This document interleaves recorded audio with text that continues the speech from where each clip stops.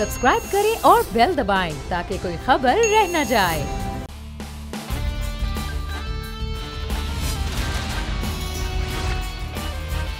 अस्सलामु अलैकुम। The special report with Mudassar Iqbal के साथ हाजिर खिदमत हैं। सबसे पहले नाज़रीन, आज फिर से अदालत में मामलात और अदालत के अंदर इस वक्त एक तो उस बेंच को हुकूमत ने चैलेंज कर दिया है जो चीफ जस्टिस की सरबराही में कायम है, उस पर भी आज बात होगी।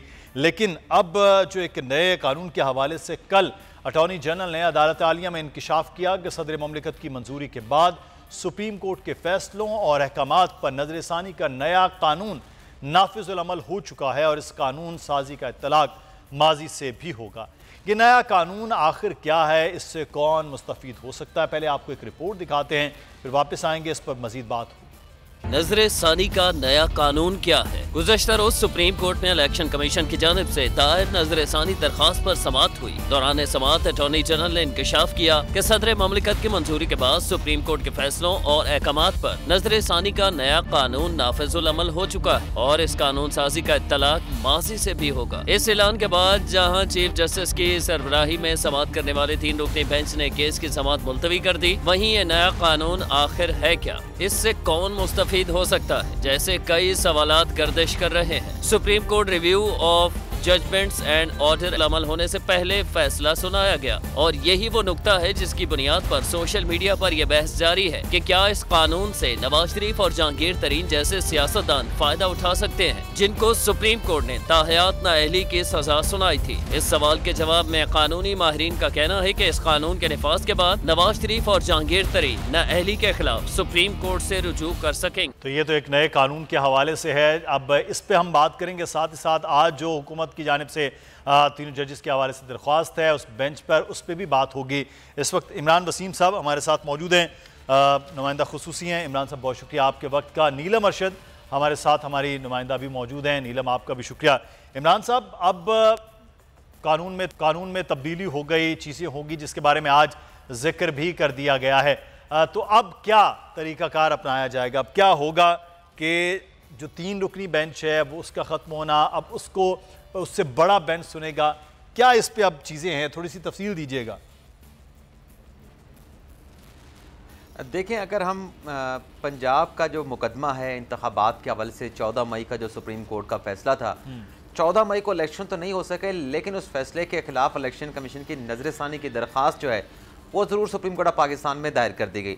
अब ये दरख्वास्त के ऊपर समाअत जारी थी, कल 5वां रोज़ था, तो एक नया कानून जो है वो बन गया। उस पर सदर साहब ने दस्तखत भी कर दिए और 3 रुकनी बेंच को भी कमरे अदालत में साफ़ियों के सामने, वकला के सामने वो कानून ला के रख दिया गया, जज साहबान को बता भी दिया गया, वो कानूनी दिखा भी दिया गया। तो उसके बाद तो अब रिक्वायरमेंट ये है कि क्योंकि PTI के वकील मौजूद नहीं थे तो केस को एडजर्न किया गया, अगली कोई तारीख भी नहीं दी गई कि PTI के वकील अली ज़फ़र साहब आएंगे, उनको ये सारी सूरत हाल के हवाले से आगाह करेंगे। तो फिर उसके बाद तो ज़ाहिर सी बात है कि इस केस में नया बेंच बनेगा। नए कानून के बाद अब नया बेंच भी बनेगा और असर नौ इस मुकदमे की समाअत का आगाज़ होगा। अब तो 3 जज साहबान बैठे हैं, जिसमें उमरता बंदियाल साहब हैं, जिसमें इजाज़ुल एहसन साहब हैं, जस्टिस मुनीब अख्तर साहब हैं। तो देखना ये होगा कि अगली जो समाअत जो यही 3 रुकनी बेंच करेगा, तो उसके बाद फिर कितना लार्ज बड़ा जो है बेंच बनाया जाता है, क्योंकि अब 5 रुकनी बेंच भी बन सकता है। एक जज भी ऐड कर दें तो कानून का तकाजा पूरा हो जाता है जो हुकूमत लेके आई है supreme court review of judgment order के नाम से। तो एक जज भी ऐड हो जाए तो वो तकाजा तो पूरा हो जाएगा, लेकिन देखना ये होगा कि इसमें कितने जजेस ऐड किए जाते हैं मज़ीद। लेकिन अभी आइंदा की समाअत की पहले तारीख आना भी ज़रूरी है, तो तारीख आएगी, समाअत होगी, PTI के वकील को बताया जाएगा, फिर अगला मरला आएगा कि बेंच कितने रुकनी बनता है। सही। अच्छा, एक चीज़ जो और है नीलम, मैं आपसे जानना चाहूँगा कि आज जो ऑडियो लीक्स केस सुनने वाले बेंच पर एतराज़ात जो हैं वो भी किए गए हैं, तो इस हवाले से बताएगा कि क्या ये चीज़ें जो हैं वो अब हुई हैं कि ऑडियो लीक्स सुनने वाले बेंच पर जो एतराज़ हुए हैं, क्योंकि पहले ऑडियो लीक्स के मामलात पर भी बहुत एतराज़ उठ रहे थे।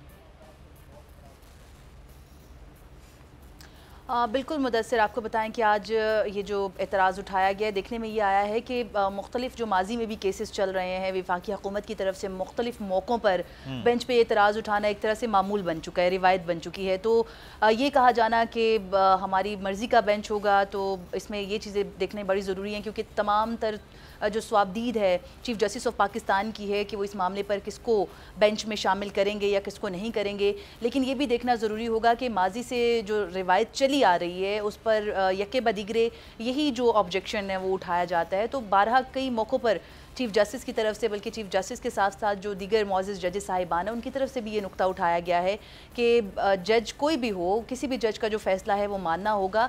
लाजमी नहीं है कि आपकी पसंद के जजेस बनाए जाएंगे तो फिर ही आप उनके फ़ैसले मानेंगे।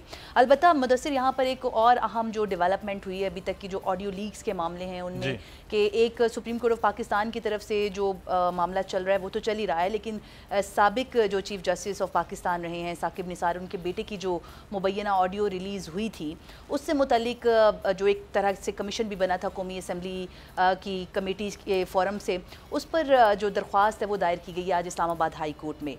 उसको चैलेंज किया गया है उस तमाम कार्रवाई को, और उसको अभी बिल्कुल, और उस पर जो बेंच है उसके हवाले से चल रहा था कि शायद 2 रुकनी होगा, लेकिन अभी इस्लामाबाद हाई कोर्ट से खबर आ रही है कि बाबर सत्तार साहब जो हैं वो कल समाअत करने जा रहे हैं। तो एक अहम और बड़ा केस होगा, क्योंकि एक के बाद एक ऑडियो लीक्स आ रही हैं। तो ऐसे में ये भी देखना है कि कौन सा जो मुतल्लिका फोरम है इस पर समाअत करेगा, और ये पहली और बड़ी अहम समाअत होगी कि कोई इंडिविजुअल जा रहा है इस तमाम तर मामले पर और इस पर समाअत होने जा रही है। इस जो एप्लीकेशन जो दायर की गई है, जो चैलेंज की गई है एक तरह से, तो उसमें 3 अहम चीज़ें जो हैं वो डिस्कस की गई हैं। 3 चीज़ों की इस्तदा की गई है। एक तो जो फंडामेंटल राइट्स हैं, आपके राइट्स ऑफ प्राइवेसी हैं, उसको चैलेंज किया गया है, उस पर बात की गई है। और इसमें जो मुआवनत कर रहे हैं साबिक चीफ जस्टिस के बेटे की, उसमें शुएब शाहीन साहब हैं और लतीफ़ खोसा साहब है जो बड़े सीनियर कानूनदान हैं। तो इन तमाम तर चीज़ों में ये भी देखना होगा कि ये जो नुकात उठाए गए हैं उनकी तरफ से, ये बड़े अहम हैं, क्योंकि एक तो राइट टू प्राइवेसी जो है आर्टिकल 4 की अगर बात कर लें तो वो बड़ा अहम है। आर्टिकल 14 की अगर बात करें, हम मज़ीद बात करते हैं। इस वक्त प्रोग्राम से मुदस्सिर इकबाल को इजाज़त दीजिए, अपना ख्याल रखिएगा, अल्लाह हाफ़िज़।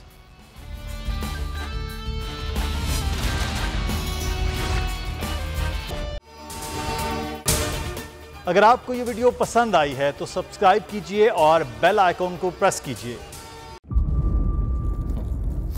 इंतजार था ना, चलो इस बार वो करते हैं जो इससे पहले किया ही नहीं। किस्मत की आंखों में आंखें डाल के जीतना होगा। सब में शेर जैसी राह, जर्रा जर्रा भी हर कंटेस्टेंट को लगेगा पहाड़। लड़खड़ाना नहीं है, खोल दो अपने पंख अगर आसमान छूना है। अबे लग रहा है ये सब पहले भी कहीं सुना है। एंटरटेनमेंट की गारंटी जनाब, क्योंकि यहाँ खेलोगे कूदोगे तो बनोगे नवाब। खुश रहो पाकिस्तान। खुश रहो पाकिस्तान, बुध और जुमेरात शाम 7 बजे सिर्फ बोल एंटरटेनमेंट पर।